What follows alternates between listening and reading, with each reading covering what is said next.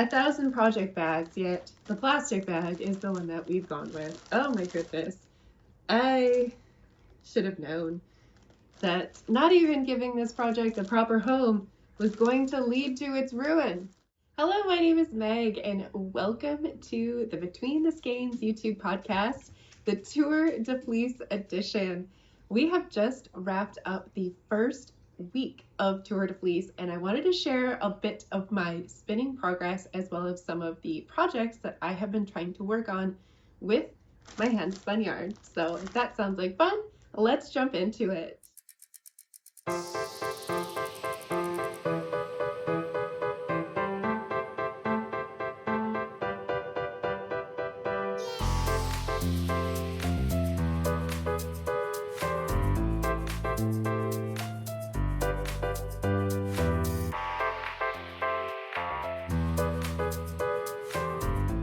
At the very beginning of the tour, I sat down and I mapped out some of my goals that I wanted to accomplish for this year. And I wanted to make sure that I was being realistic, but yet still challenging myself. So just to revisit my goals for this year, I said that I wanted to spin for 20 minutes every single day during the tour, which goes from July 4th to July 26th. I wanted to complete my very first big chain flying project, and I had a very special, not skein, it will be a skein. I had a very special braid of fiber from Little Fiber Co. that I have dedicated to this project, and I wanted to fill my bingo board. So over in my Discord chat, Discord server, channel, whatever we're calling it, I am hosting an official team for Tour de Fleece, and I created a bingo board. And although I'm not eligible for prizes because I'm the one giving away the prizes, I am super competitive and I wanted to challenge myself to fill the bingo board as well. So each week I am drawing a winner. If you get bingo, we're picking a different shape for the board each week. And if you get bingo, you submit your board, and I'm picking a winner from all of the different bingo winners. And at the very end, if you fill your bingo board, we'll have a grand prize winner. So I am hoping to fill my bingo board. I'm doing pretty well. I'm about a third of the way there, and considering we're done with week one, that's making really great progress. So I guess spoiler alert, how am I doing? So far, doing super good with the bingo board. As I said, I'm about a third. Maybe I can kind of pop it somewhere around me so you can take a peek, but I did want to share in this video some of the things that I have been doing to fill my bingo board. So then spinning 20 minutes every day. So I'm tracking how many minutes I've been spinning, and I have been keeping track of it in my daily tracker. So have I met my goal of spinning for 20 minutes every single day? I sure have. And not only have I, but I have exceeded that goal immensely. I think the smallest that I have spun, or the least amount of time that I have spun in a single day, was 45 minutes. I had 2 days in a row at the very beginning. I did 2 days of 45 minutes, 1 day of 55 minutes. But then especially as I got into later in the week and into the weekend, I had a few days where, I really settled in and spun for like 4 hours one day. And I'm like, it's kind of weird when you actually sit down and see that. So what I do is I just set a timer on my phone. Every time I sit down to my wheel, I set a timer on my phone. And these aren't like just a session of nonstop. Usually I get up, I do something, and then sit down again for a little bit, get up, do something, do some gardening. A lot of times I'm dyeing yarn, and then as the yarn just needs to sit and cook, I'll come and sit to my wheel. So these are very interrupted sessions, but throughout the day, all of those 1 hour at a time, they do add up. And it's kind of crazy to see that time add up. And I do feel like it's a little too much time to be sitting, so it was a little like, oh, okay, I probably should be getting up a little bit more. I feel like sitting for 4 hours spinning that's too much. But that was a ton of time that I was spinning And it's good. It's good in that, for me, the point of doing this challenge every year is to hyper focus on my spinning and to really progress my spinning forward. I want to say that this is now the third or so year that I have participated in Tour de Fleece. And every year that I've done this, where I've just spent July hyper focusing on spinning, not really doing much knitting, not really doing much of anything else from a fibercraft perspective, the progress in my spinning has just taken off. From where I am at the beginning of the month to the end, it has just been such a game changer for me. So I really recommend that if you're kind of struggling, spending this time to really hone in on your practice, it's so worth it. And even, see your skates from the very beginning of the challenge to the very end. And I think you'll just be amazed at how much your progress improves when you're just doing nothing but focusing every single day on your spinning and really dedicating that time to your wheel. Because it's just so easy to, get distracted and, step away. And I have had those times. I've had those times where I've stepped away from my wheel for, I'm not exaggerating, 6 months at a time. And, your skill kind of suffers a little bit. So that's why I love doing this challenge, because it really helps to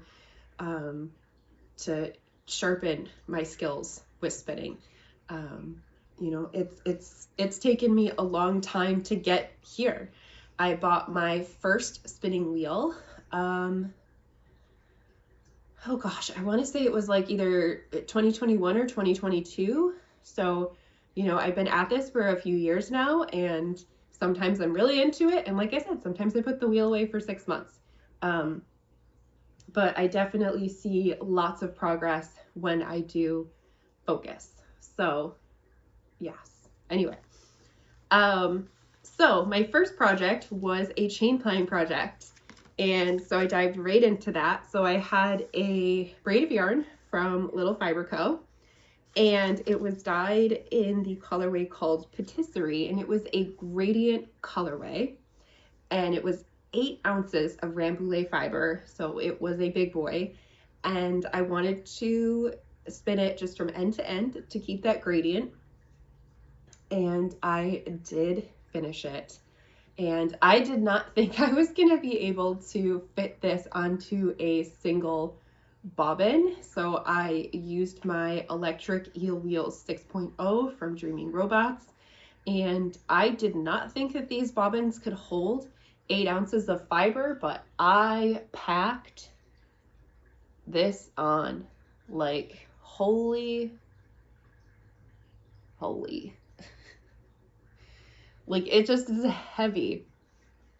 I definitely got a little stubborn because I had originally said that I wasn't going to do this because when the bobbins get very heavy on the electric eel wheels, I do notice that you just start to kind of compromise the integrity of the wheel. It just becomes a little sluggish, and especially the breaking, it just doesn't break as nicely. And I definitely noticed that. It got to probably when it was about, here, I definitely started to notice that, I just like the uptake just wasn't like, as nice, but it was still spinning fine. I wasn't noticing that like my grist or my gauge was changing at all. So I was like, I'm just going to keep going. And I just started to get really stubborn. And then I was like, I think I can do it. Like, I think I can fit it all. And so I was like, we're going to do it. We're just going to try. We're going to see. I went through 2 break bands just for the single bobbin. And especially as it got towards the end, that's when the break bands just started popping.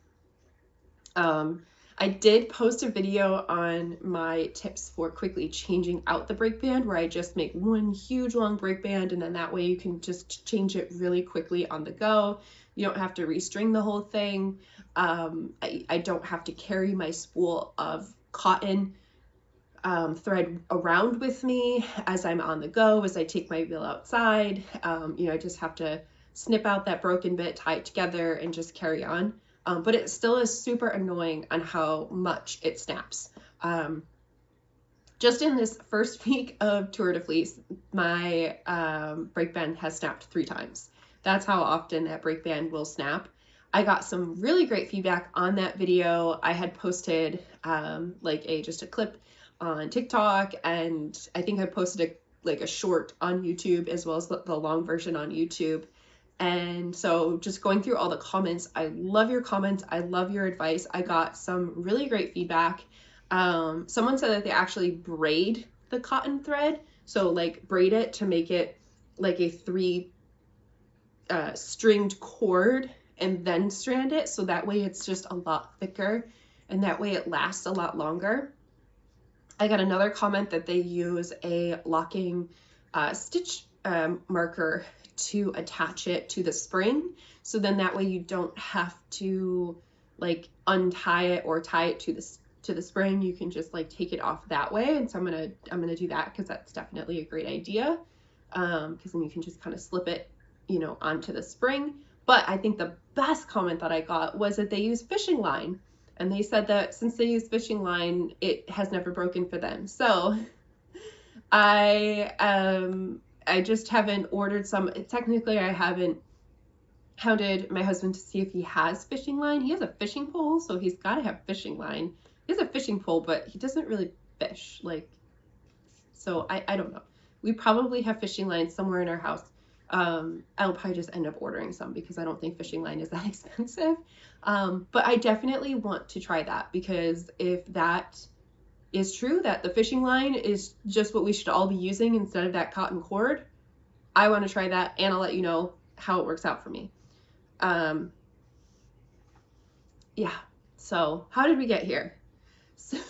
So this giant bobbin, I finished spinning it. I'm so excited. It's just, it is so packed on there. It's just like, there's just no squish to it. But look at that gradient. Look at it. Oh, I cannot wait. So I'm super nervous to chain play this. So I did do a little bit of practicing. In my intro video, I had showed you the bobbin of this skein where I did practice a chain fly, and so I've since soaked this and got it twisted up so that you can see. It definitely looks a lot better once I got it soaked and it kind of bloomed out and I could see it. Those kind of like super twisty parts where you pull the yarn through the loop to do your chain ply, they did kind of relax out, and so they're not quite as terrible looking, but it's definitely a very uneven ply.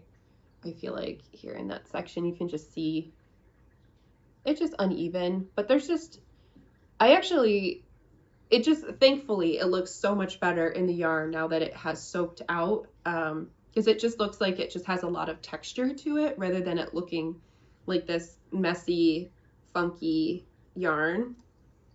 I don't know if I just showed this same section, but you can see it's very uneven too. But fortunately in the yarn, it actually looks really pretty.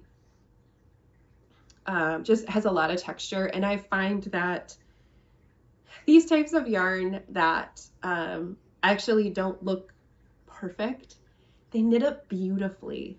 They just create such a stunning fabric because all those little imperfections, just, I don't know what it is, but they tend to translate to the fabric really nicely. And so I actually think, how much did I get here? I got 115 yards. So I got 58 grams, 115 yards. So I will have to find something to pair this with. But, you know, maybe like like pairing this into like a hat, whether it's striped or color work or something. I do think that this will end up being like really unique and beautiful. Yeah. So just because I have spent so much time spinning this, I don't know if I announced the total time that it took me to spin this. I spun it very thin, so this is definitely a light lace weight. I cannot wait to see how much yardage I actually get out of this. I spun it super thin. I'm hoping to get a sport weight when I'm done, because it will be 3-ply. So yeah, so I'm hoping that by spinning it at like a lace weight and then 3-plying it, that I'll get a nice sport weight. So the total time to spin the singles, it took me 16 hours. So there's a lot of time spinning. It is 8 ounces, so that would be equivalent to like 2 braids. Normally the braids are supplied in like 4 ounces. So that would be equivalent to spinning like 2 braids. But that's still a long time. And definitely when it got towards the end, I was just like, can we be done with this? I am ready to spin something else. So it just felt like it was just going on forever. But it's just so pretty. Like, it's just so pretty in the bobbin. Like, anyway. So I have contacted somebody local to me who is an expert spinner, and I'm hoping to buy some time from them so that they can sit with me, and I will apply this together with them. So we just now have to coordinate our 2 very busy schedules. So I'm not sure when this is going to get plied. I'm really hoping it can happen during Tour de Fleece, but because of how precious this is, I'm not just going to jump into it. So if this doesn't get done during Tour de Fleece, I do want to accomplish my goal of doing a chain ply. I found 2 other full bobbins in my stash of just bobbins that I spun and discarded. So I will be continuing to practice my chain plying so I can count it towards my goal. Yeah, like I said, I hope that I can get this done. We've got like 2 more weeks still to go, but yeah, I want to do this right. So hopefully I will have a finished skein to share, but by the end of the tour, but we're not rushing that. So what did I do next? So I actually jumped right into my second project, and I actually already have a second finished skein of yarn. I cannot believe how quickly. So this one took forever to spin. And I've also found that just in general, Rambouillet for me just spins slow. I also talked about this in my first video about how I kind of have like a love-hate with Rambouillet. In another video that I talked about spinning, I actually went on this whole rampage about how I hated spinning Rambouillet, and now I am falling back in love with spinning Rambouillet. Simply because the longer that I've been spinning Rambouillet, I have so much of it in my stash. So I have been just slowly going through all of it, and that has allowed me to really hyper focus on this fiber and really get to know how to spin this fiber. And basically it's spin it slow, take your time. And so this took me 16 hours. If I divide it by 2, because it's 8 ounces, this took me 8 hours per 4 ounces. And I say that because, as you can see, it is still, we're just after week 1. It's Monday evening, and I already have a second finished skein. This took me, including plying, 4 hours and 40 minutes. So I did spin the singles a little bit thicker. So I spun these singles at a fingering weight, and I'm pretty sure I took some pictures of the bobbins.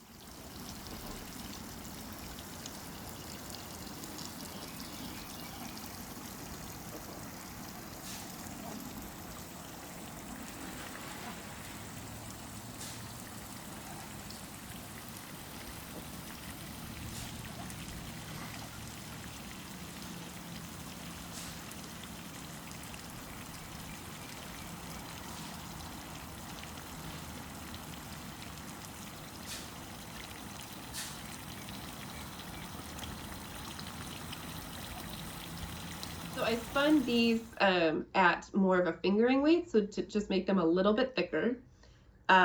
So this is definitely a DK weight. So it's definitely much thicker. And I just did 2-ply, and I did a fractal spin. So going into bingo, I will say what fiber this is. This is a Kent Romney.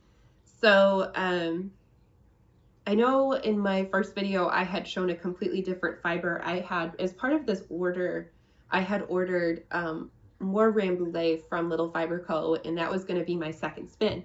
But then I started looking at my bingo board, and one of the things on the bingo board is to spin a fiber that you haven't ever spun before is one of the squares. Another square is to spin 3 different fibers.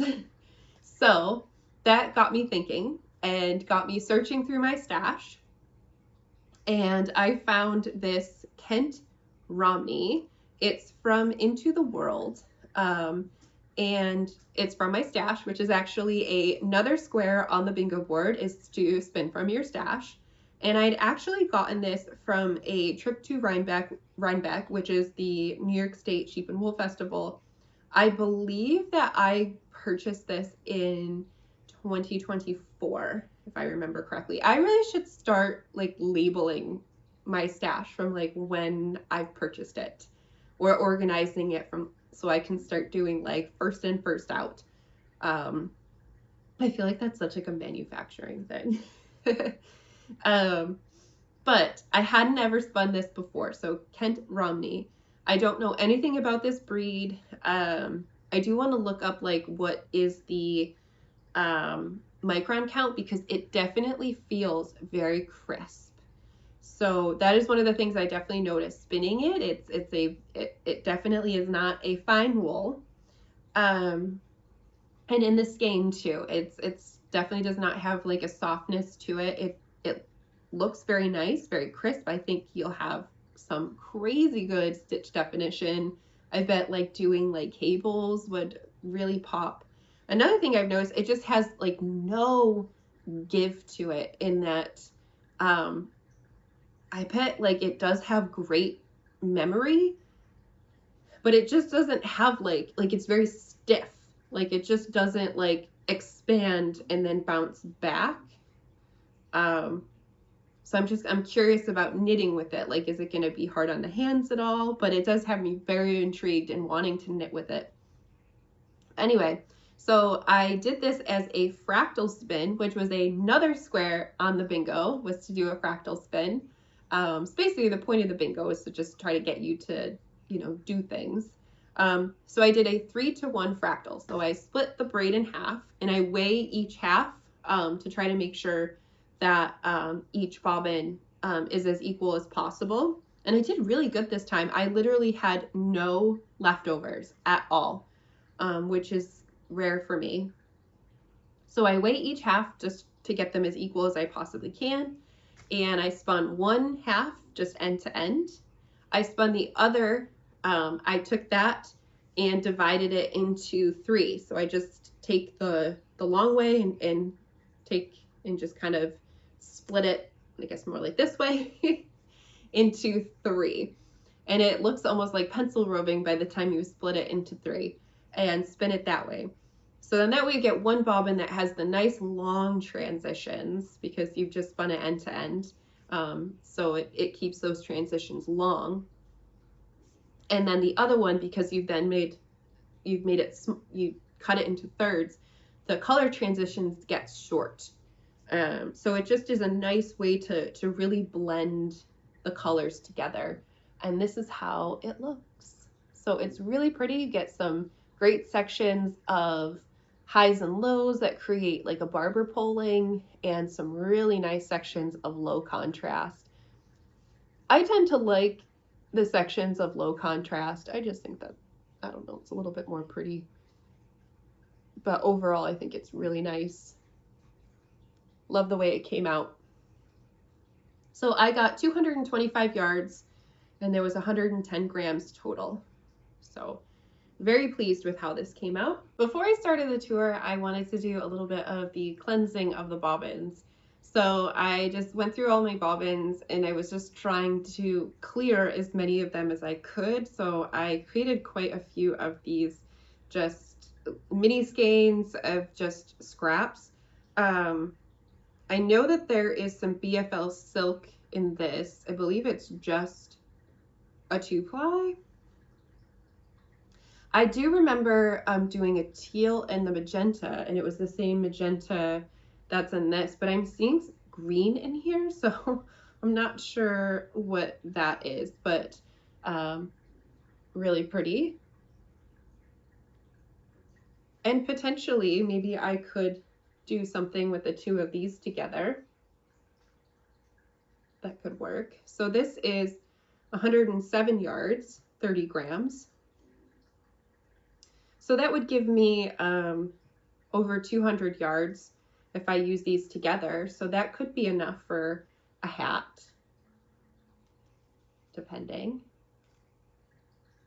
So that's definitely an option. And then I have this little tiny guy. So this is just 42 yards of rambouillet, but this is the leftovers of a really big spin that I finished right before Tour de Fleece.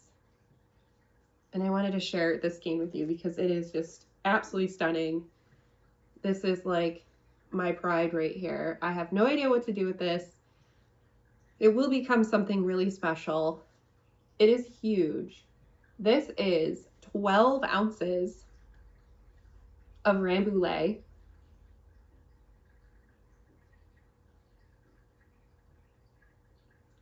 It is a 3-ply.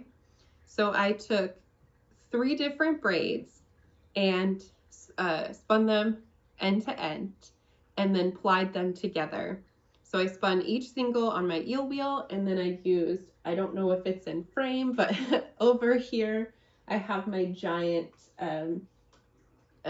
wheel where I ply, and I can ply these giant skeins. So this is equivalent to 3 different braids because I just plied them together, and then I don't have to make cuts or anything, and I just absolutely love that.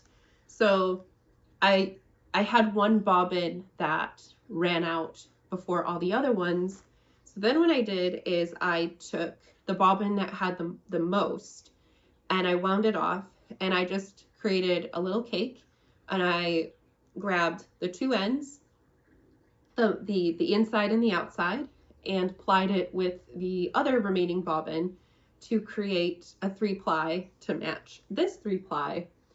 So even though this is just 2 colors, it still is a 3-ply, and then that way, this is really great that if I did want to do a garment or something that I did need to gauge swatch, I don't gauge swatch for shawls, but I will absolutely gauge swatch for a garment or anything that is fitted. So this is really perfect because I can gauge swatch with this and not have to break into this. So I just wanted to share that. So this fiber is from, I didn't say it already, get in there. This fiber is from Dying Wishes Yarn Co. There is the tag. And this isn't too old. I picked this up at a Woolen Affair. I had to think on the name there. I picked this up at a Woolen Affair just this past year, so 2025. And the 3 colors I got are Party in the Brickyards, Galaxy, and Your So Last Summer. And yeah, it came out absolutely beautiful. I'm so happy with it. It's one of those ones where I was in her booth, and I actually had something else in my hands, and she just kind of offhandedly made the comments of like, oh, I think it'd just be so pretty if somebody like did a 3-ply with these 3 colors. And I was like, oh my gosh, you're right, I'm doing it. I was sold. And I was so excited to do this spin. It definitely took a while to do all 3 singles, and then it took forever to ply this, but it was so worth it. And I have no idea what to make with it now. I would really like to do a garment. It's definitely a DK weight. So I got 890 yards, and I got 229 grams total.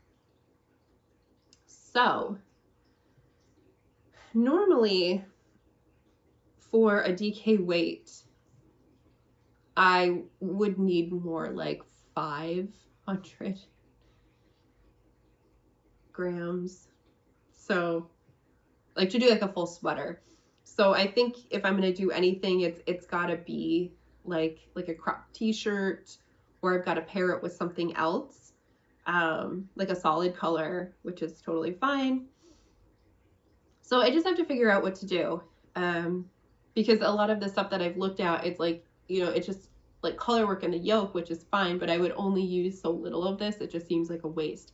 So I want something where I would use primarily most of this, and just need a little bit of a solid color.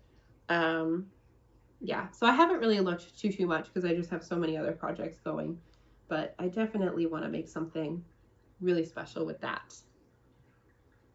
Another thing that I actually finished this weekend is, so this is off of one of the giant bobbins on my jumbo spinning wheel.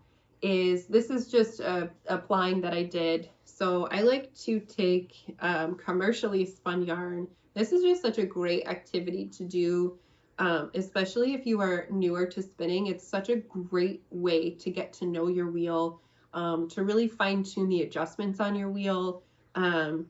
So I do it on the jumbo because I use 2 full-size skeins of yarn. But you could do this on any spinning wheel and just divide the yarns up, you know, once you get a full bobbin. But I take commercially spun single ply yarn. Most commercially spun single ply yarn is going to be spun in a Z-twist. You can also check it with a yarn gauge ruler.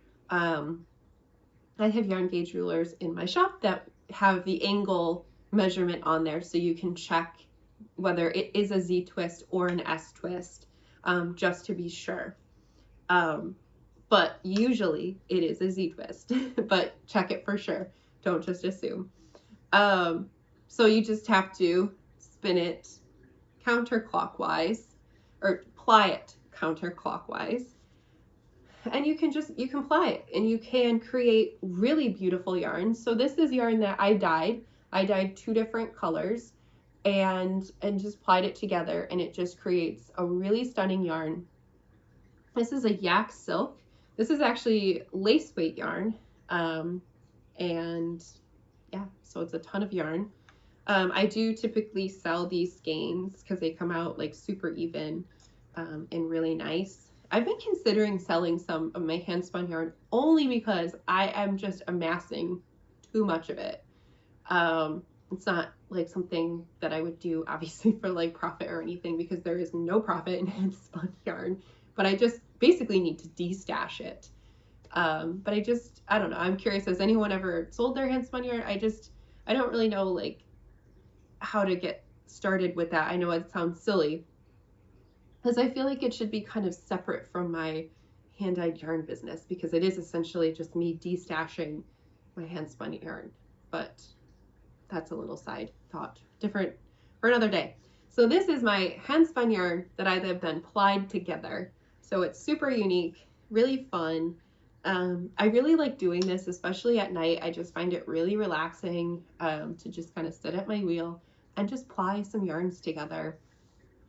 So go through your stash if you've got single ply yarns, you know, play around with just plying them together. I think it's really fun, and you can create some really, really cool yarns that are just like super unique. So that's cool. Another one, this was, I think this was actually the very last thing that I spun and plied right before Tour de Fleece started. And I want to say this, yes, this is a yarn that I was talking about that I didn't know if I was going to finish before Tour de Fleece started. So this is that Rambouillet. It was the plying pair that I got from Green Goat Ranch, where one was, were they both gradients? And you know what's amazing? This was a week ago, and my mind is already like, I have no idea what this was. I can't remember if both halves were gradient or if one was a solid and the other one was a gradient. No, I think they were both gradients. I'm looking at this, they have to be. So I'm pretty sure that both halves were gradients. So it's a plying pair. So it came with already split 2 different 2-ounce braids. So the concept being that you didn't have to pick your colors, they were just already set up as a ply pair, which was really nice. And they were gradients. So that's also nice too, that you could just spin them up end to end and then do a 2-ply, and you didn't have to worry about chain plying or anything, and you can keep that gradient. So one was a very light color. It went from like kind of a, I don't know, a sunshine yellow to like a creamy color. And the other one was very like pink to blue to purple. And so this is how it came out. And this is 100% Rambouillet. And so you can see kind of that color transition there in the middle. I'm usually not a big fan of such a high contrast throughout the entirety of the skein like this. I know some people really like that marled barber pole look to it. I just don't love it. So I have no idea what to do with this. I just don't know. I don't know. This was really nice to spin. It spun wonderfully, and I got a ton of yardage. I got 600 yards, and there's 125 grams. So much yarn here. I think you could, with 600 yards, I mean, you could definitely do like a nice big single skein shawl here. And I think it would just look really pretty, because I think you would see the whole gradient. This is the kind of thing that as soon as it's in the cake, I think you'd see the gradient, you know, in that cake. And it would look really pretty, really cool. Yeah, it's just very, very marled. It's a look. So what am I currently spinning right now? So one of the bingo squares, as I mentioned before, is to spin 3 different fibers. So I went back to my yarn collection, back to my stash, because I wanted to get a 3rd fiber that I haven't spun for Tour de Fleece yet. And I actually really wanted to spin some of the new fiber that I just dyed and just put up in my shop for the summer collection. And thankfully it's Corydale, so I haven't spun this fiber yet for the tour. And so I picked the color Cabana Club. It's got some teals, some pinks, some purple, some greens.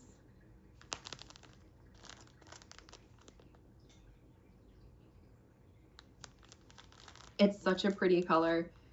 I know there's another square on there that says spin a color you don't normally spin. And I probably should have picked, like, I probably should have used that opportunity to pick like maybe one of the orange colors, or I don't know, but to kind of double dip in that category. But I couldn't resist this. I'm like, I have to. So once I get through this, I think I will go, there's another color, it's called Sunnin, and it's so pretty. It's so pretty.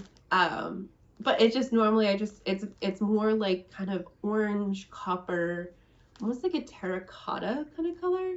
And I just don't normally wear those kinds of colors, but I think that'll be my next pick, just to kind of pull myself out of my, I either spin magenta or teal. Those are my 2 colors. Look at magenta, teal, magenta, teal, magenta, teal.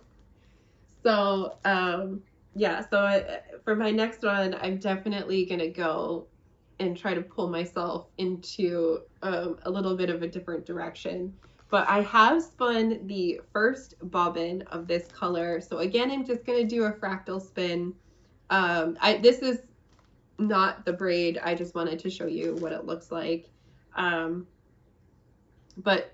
again, I split it in half, weighed it, And one end, this is the one I spun just end to end, and the other one I'm just going to split into 3s and spin that bobbin and do a 2-ply. But here's how it looks spun up. So pretty. And I'm spinning this up again at like a fingering weight, so hoping to get like a DK weight. I wrote down the wrong color in my journal. Isn't that kind of funny? I wrote down disposable camera, which was actually in my hands, and I put it down.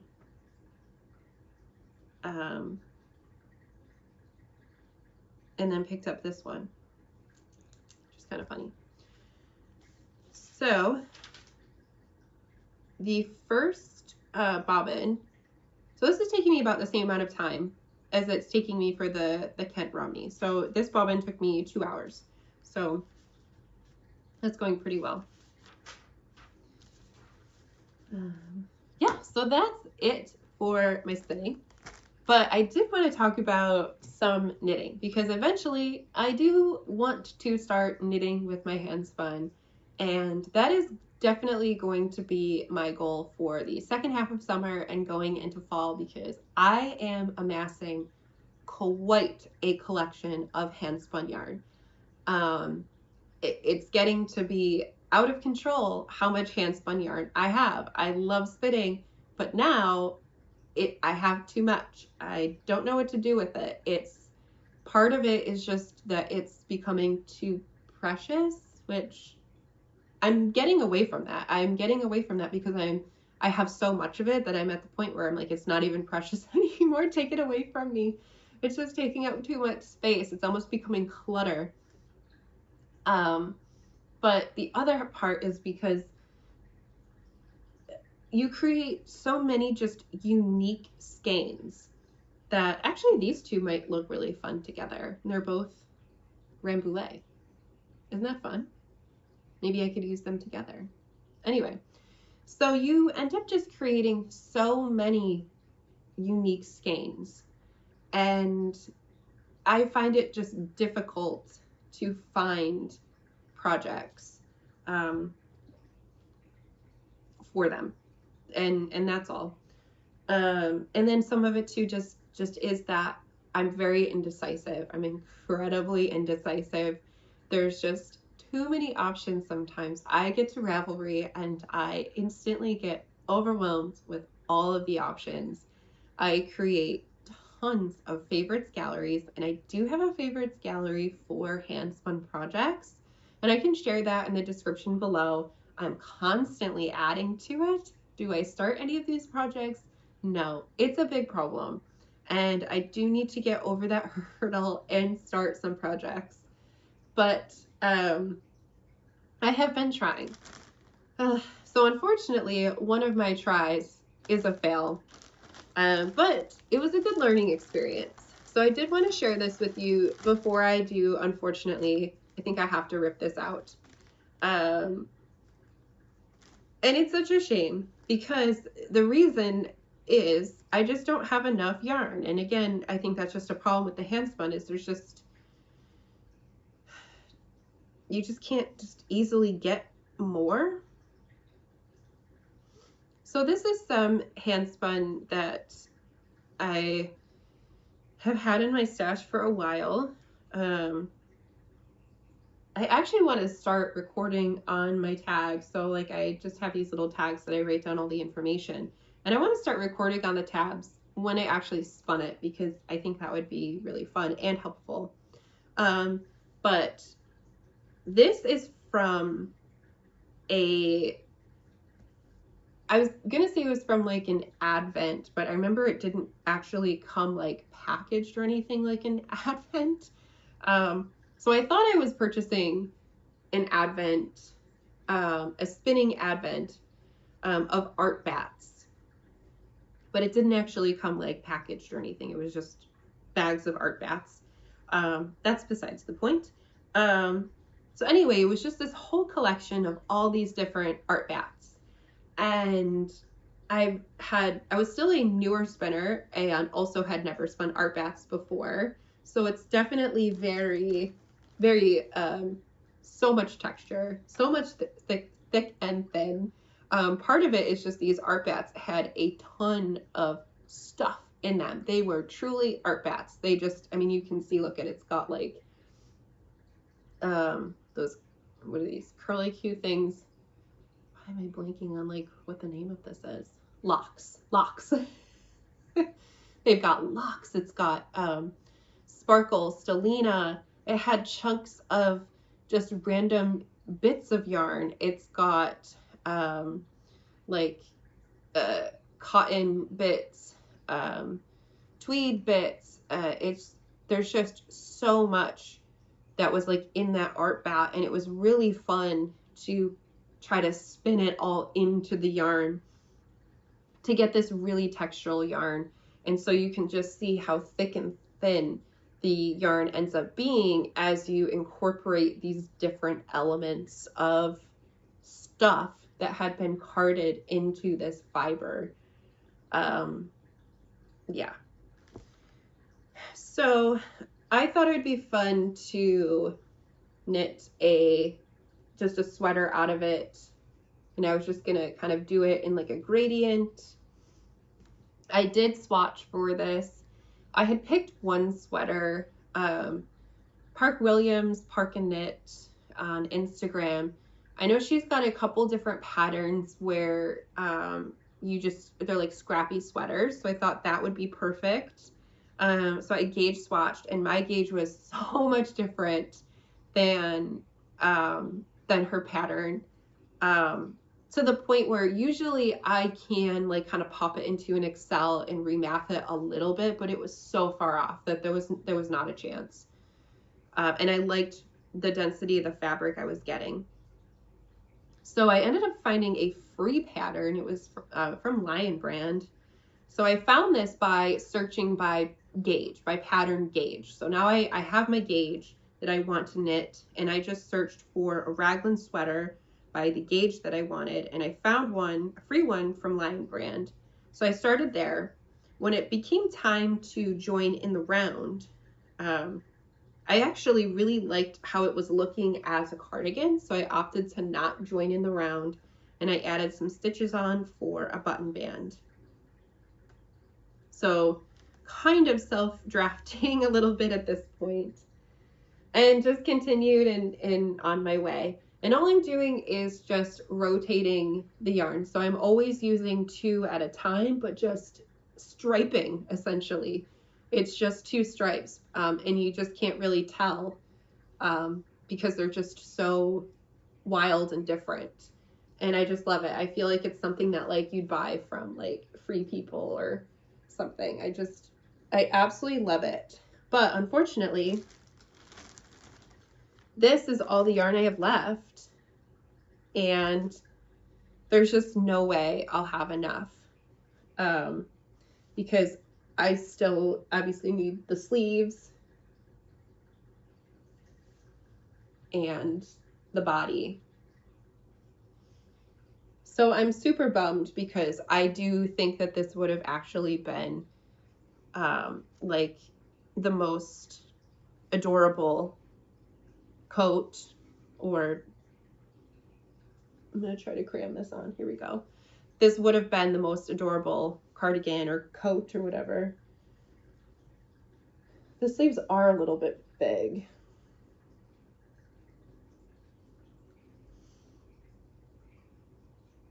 But yeah. So I am kind of sad that it just does not, I just won't have the yarn at all. But I wanted to share it because I do think it's beautiful, and I wanted it to kind of live for a little bit before I rip it out.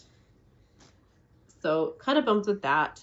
So I think I'm definitely gonna rip it out. I love the fabric, absolutely obsessed with the fabric. And so I think I'm gonna just do the same thing where I'm basically striping, but just do kind of improvise my own like Sophie shawl kind of a thing. Like just make, I'm gonna weigh everything, and just kind of increase until I'm halfway and then just decrease. And that way I'll just have a nice kind of long shawl slash scarf, and it'll be super chunky and lots of texture, and yeah, I think it'll be really nice. So I would have preferred to have the most unique little cardigan, but I'll have to settle with a shawl. So that will be fun, but unfortunately it does have to get ripped. A second project that I have, and this one is in an actual project bag. So I don't know why I don't know. It's just laziness.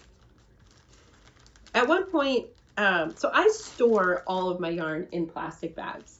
So like this was in a plastic bag. I'm just so paranoid of pests. I just, you know, I have a stash. I have a yarn shop in my house. I have pest paranoia like you would not believe. So I store all of my personal yarn in bags. So all of my hand-dyed yarn, or all of my hand-spun yarn, goes into a bag once it's ready. Especially in the summer when it's really humid, a lot of times I will leave the corner cracked. Now I know that that means that a pest can just go into that bag, but sometimes I do get worried about humidity getting trapped, and then in the winter when it's on a super dry day, I will just seal all those bags shut. But especially yarn that I have purchased, I do pop it into the freezer for a couple cycles, and then it goes into a bag as well. I don't think that anybody has dirty yarn, but you just can never be too careful. I just don't want to bring any pests into my house, so anything that I can do to help prevent, nothing is foolproof, but anything that I can do to help prevent it, I will do. And especially if you go to festivals that are outside, where do you think bugs come from? So it might not be the dyer's fault or the vendor's fault, but if their yarns are set up outside for a few days or even just 24 hours, pop your yarn into the freezer before you put it in your stash. I will stop my TED Talk. So my second project, I actually picked this up with the intention of starting this back in March. I was going on a vacation and was hoping that this was going to be my vacation project, but it didn't fit in my carry-on. I was flying on a budget airline where you get like one tiny bag, and it was basically like, do I want to bring more clothes, or do I want to bring a second project? And I know, blasphemy, but I went with more clothes. So this project stayed home, and it just like fell to the wayside, but I really want to start it. For one, look at this cake. Isn't it just stunning? So this is some hand spun yarn. This was like just another monster skein. Do I have the tag here? This is 200 grams. It is 858 yards, 100% Rambouillet. This is from Spun Right Round. This is a gradient project that I did last year for Tour de Fleece. I actually started it last year, and it took me through the winter time to finish this. And then I caked it up to go to Florida in March. And I want to say I had finished it like right before. So I wanted to do a gradient, and as you can see, I was successful, but I didn't chain ply this. So what I did instead, because I was a big wimp and I was too afraid to chain ply. So what I did instead, but I did do something new last year. So what I did is I created a series of faux lags. So instead of creating row lags like on a blending board, I laid out all this fiber and just created little tufts of one, isolating all the different colors, and rolled them up around just a marker to just create the little tubes. And then that way I could pull out just the individual colors. Spun Right Round is just known for lots and lots of intense colors, just lots of beautiful colors. So this way I could isolate each color. So instead of a big blend of lots of colors, I had a yellow folag, a pink one, a green one, so I could separate out all those colors. And I ordered them. I did kind of a rainbowish order, as you can kind of see. And so I ordered them into a really nice gradient, and then divided them in half. So basically I took out every other one from that line of gradient. So I did, you know, kind of one here, one here, one here, one here. And that's how I spun up the singles and then plied them back together. So that's how it created the nice, beautiful gradient. But I was still able to do a 2-ply. I didn't have to chain ply it. So I feel like I kind of cheated there. But it was a nice practice of learning how to do those faux lags. It was, honestly, it was a pain in the butt, and I won't ever do it again. I will probably do it again, but I'll do it differently. So what am I making? I have paired it with a skein of my organic sport yarn. This is from my own shop. This is in the colorway Little Black Dress. It is just about as jet black as you can get for a hand-dyed yarn. It does have the slightest bit of tonality, but it is pretty jet black. Love this colorway. And I am going to do the Cygnus Shawl by Savory Knitting. I don't think I have a picture because I usually don't print the photo page. But yeah, I just thought that it would just be stunning. And with that contrast, here's probably a better perspective. Just with that contrast together, I just feel like it's just gonna pop those colors. So it is a mosaic pattern. It's a shawl. I love mosaic.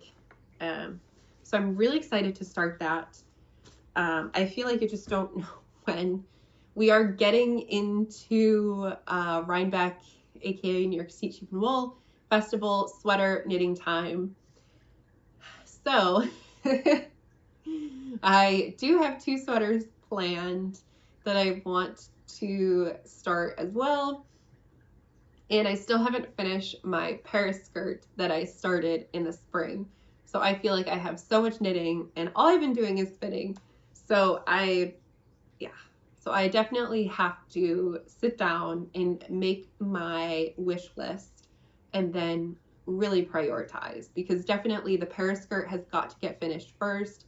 Then I've got to really focus on those sweaters that I want to do, but I really need to pick which one I want to do first. I've actually dyed the yarn for both of them. One's a DK weight, one is a fingering weight, and both are using New York State yarns. One is in my own yarn, the Empire State yarn, the DK, that's my DK weight sweater. The other one is also a New York State yarn. It is in yarn from Fox and Hound Merino sheep. It is a fingering weight, and I've dyed yarn for Fox and Hound Merino sheep before, and one of the last times that I dyed yarn for them, we actually just did a trade, and so I have quite a bit of yarn, and I've just been kind of saving it. So I dyed up a big sweater quantity for myself, and so at least I'm gonna swatch and see. So I feel like ideally the first sweater probably should be in my own hand-dyed yarn, you know, so I can kind of show it off. But I really want to knit in the Fox and Hound Merino sheep wool as well. So we'll see. We'll see if I can pull both off. I probably cannot. I'm such a slow knitter, especially because I spend most of my evenings spinning, believe it or not. I feel like I've just not been doing a lot of knitting, just very little knitting, but so much spinning. Even before Tour de Fleece, I've just been primarily spinning, and there's nothing wrong with that, but I'm just amassing so much yarn. So I just need to figure out what I'm going to do with it all. And then definitely want to cast on the Cygnus shawl, and I just hate to rip this out and then throw it back in stash. Like, the whole point was to start knitting this, and I had picked this because I figured if I use the bulky yarn, Like it was just physically taking up a large space. Like this big bag was just full. And I figured by using the bulky yarn, it would knit up super quick. So I was kind of going for that easy win of like, okay, I could knock off literally like this whole big bag, and that'll clear up a lot of room, physical room in my yarn room. But it won't take as long as like a fingering weight sweater or a sport weight sweater. And yeah, and that kind of went total bust on me. So I'm just not sure. But I think definitely sitting down and just kind of making this big long list and journaling and just kind of mapping out priorities of what projects do I currently have going that I really need to finish, and then what's on my wish list. And you just have to rank them and then stay focused. And that's just the way to do it, because otherwise, I don't know about you, but I get so overwhelmed by the ocean of projects and possibilities and yarn. So that's what I need to do, is just stay focused. So much more easier said than done, but I will try. Anyway, so thank you so much for watching my check-in. I would love to know if you are also participating in Tour de Fleece. How is your tour going? Are you challenging yourself? Are you doing new things? Are you playing bingo? If you are, then we're already chatting about it in the Discord group. So anyway, happy tour, and I'll see you in a few.